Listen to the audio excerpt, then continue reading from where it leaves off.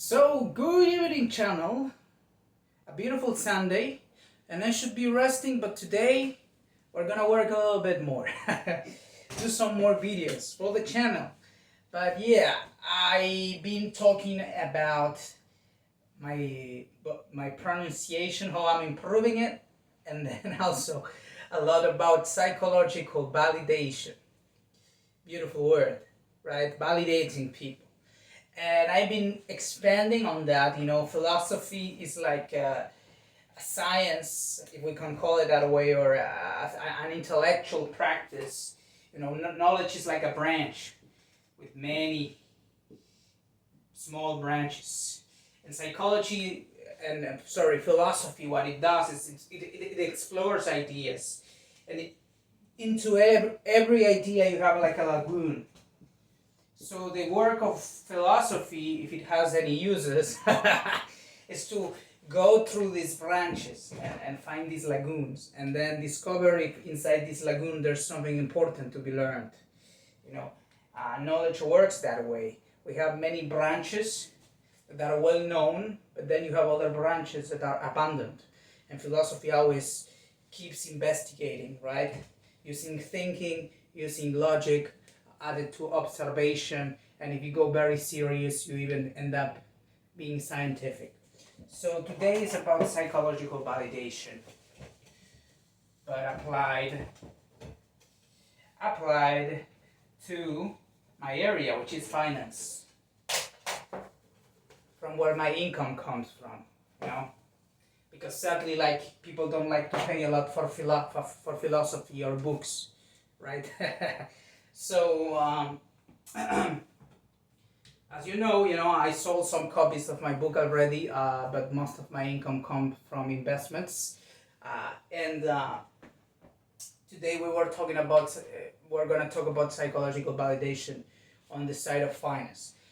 In previous videos, I explained how psychological validation is one of the origins of lies. We have so many lies out there. We have a pandemic of lies, and one lie gets in the head of one person, and then this person go and contagious for more people, and it expands, and then everybody has lies inside their head. And as a financial advisor, if I decide to be it instead of simply a fund manager and just making money from good decisions, as a financial advisor, I can decide if I want to be like psychologists.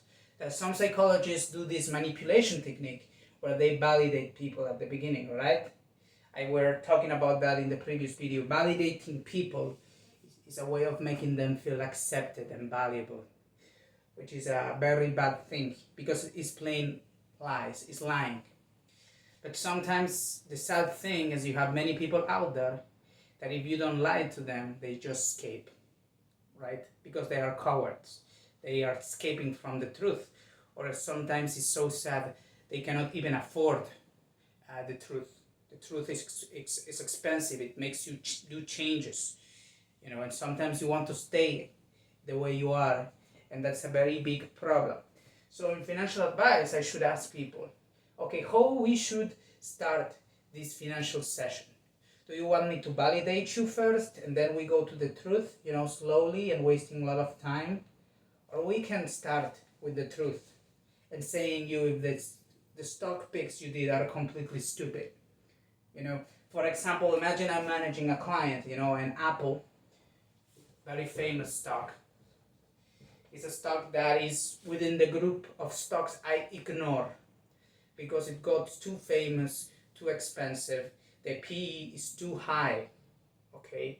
So it's a stock that goes like this and up and down and around $300 per share. So perhaps I'm managing a customer that he bought on the discount. He bought right here, and now he's invested in Apple, but his position is 10%, 15% up, and he's all happy.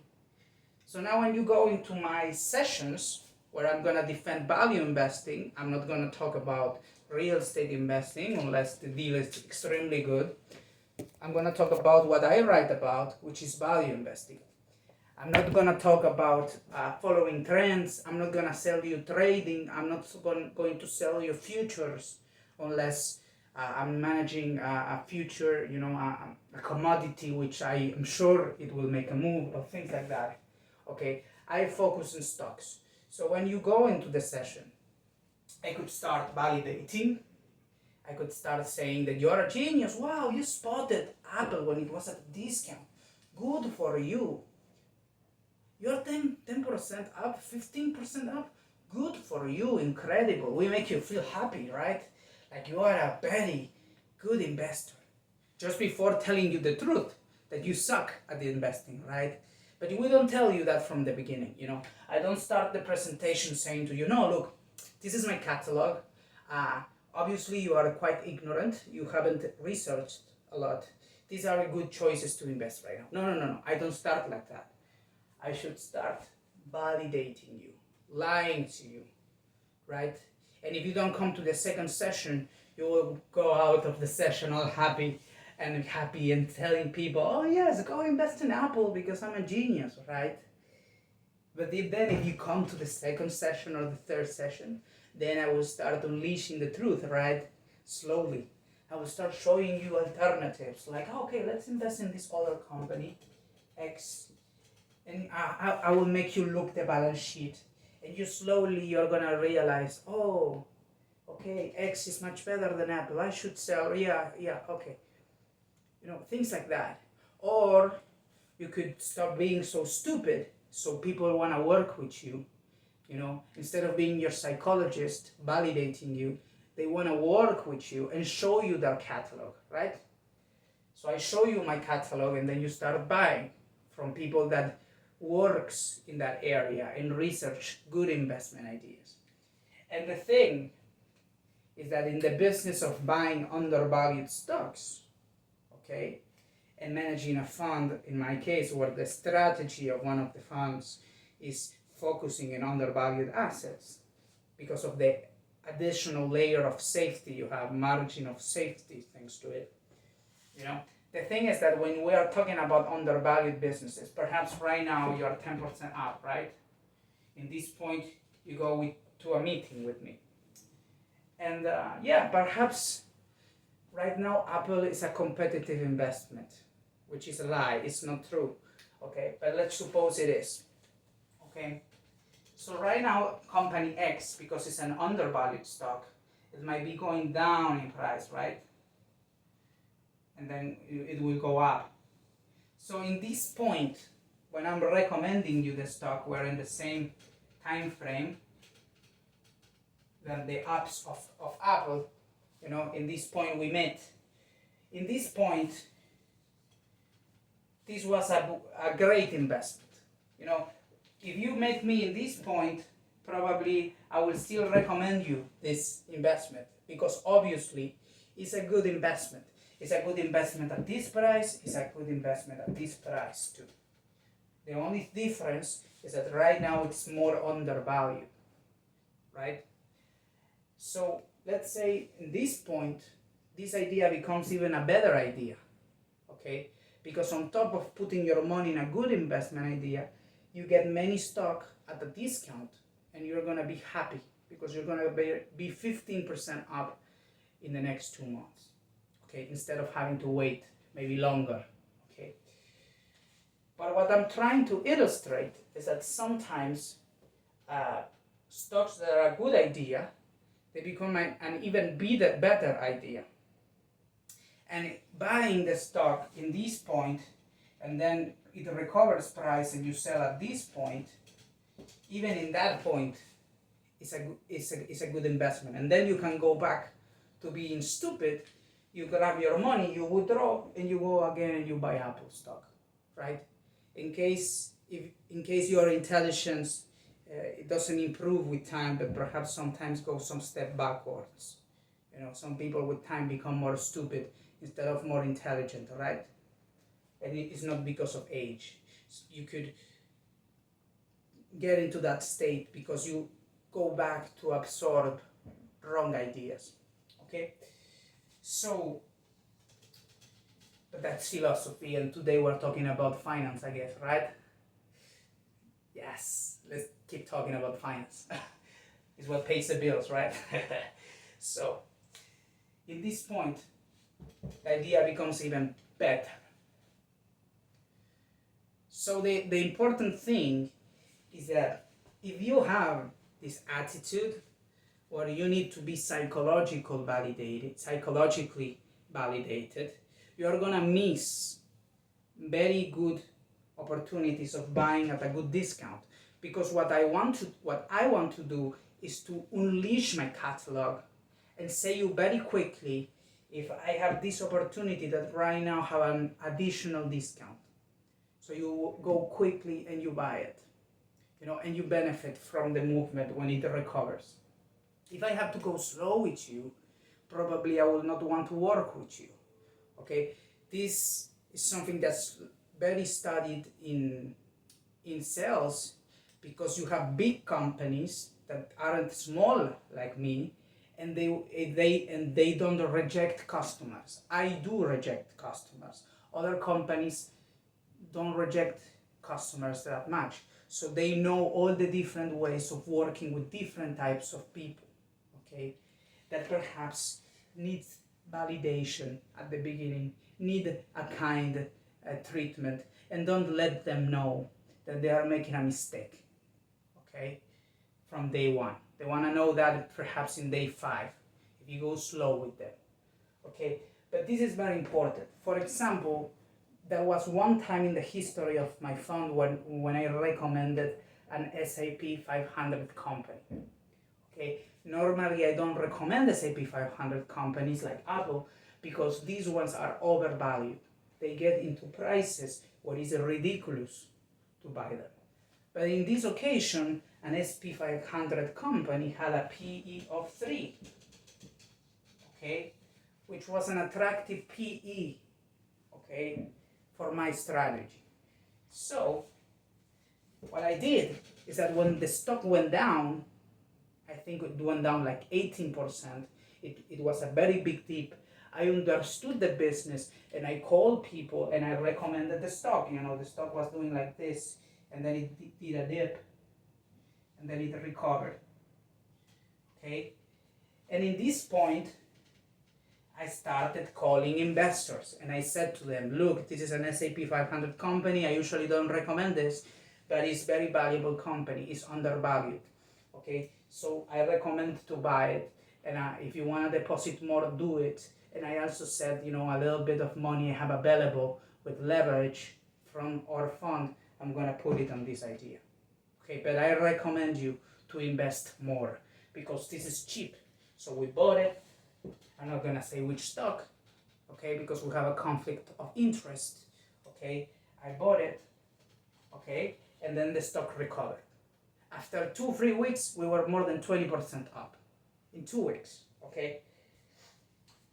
But it's because we bought when the thing went down, right? Because it was undervalued, and with a PE of 3, not a PE of 30 like Apple, okay. This is a no-no. From a value investing perspective, this is a no-no. Many people wonder why Warren Buffett sold so many Apple shares. Because they have a P of 30, my friend. Okay? A value investor, he likes to buy low PEs. Even if it's a bad choice, it doesn't matter. It gives you, even it's not a bad choice, perhaps it's a mediocre choice, it's not the best one. It doesn't matter, because it gives you more margin of safety. It gives safety to the portfolio. And that's why value investors, they like to sell high P's to buy low P's. They buy low, they sell high. Okay? And as another mentor told me, and this is the final advice before finishing the video, let me give you a 1-minute advice if we have many TikTok brains out there. One of my mentors explained me, these big companies,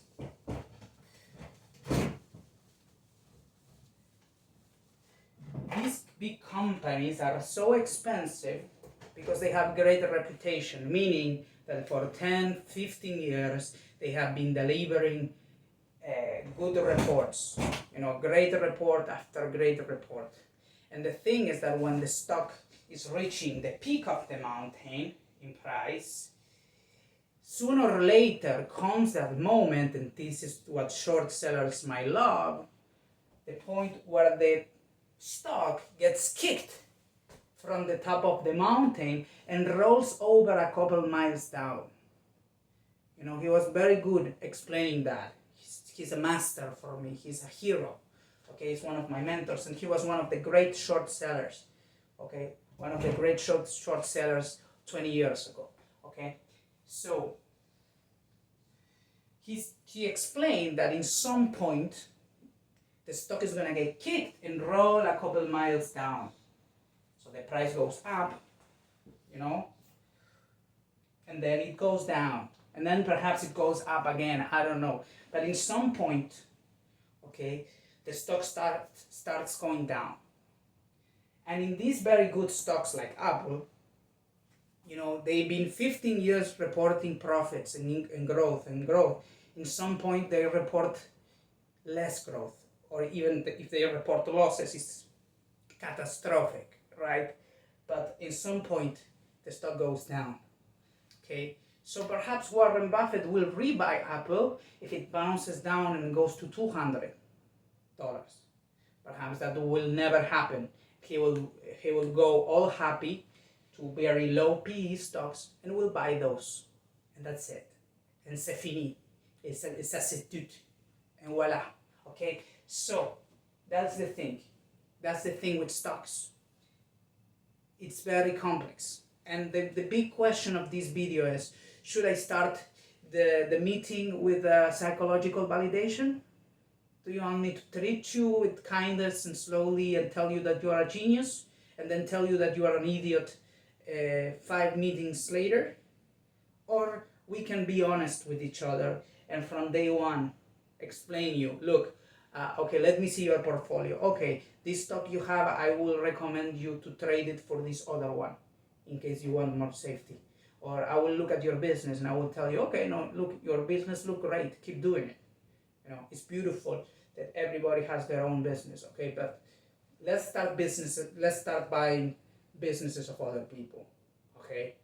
As a way of insurance, if you don't see it as a way of growing, right?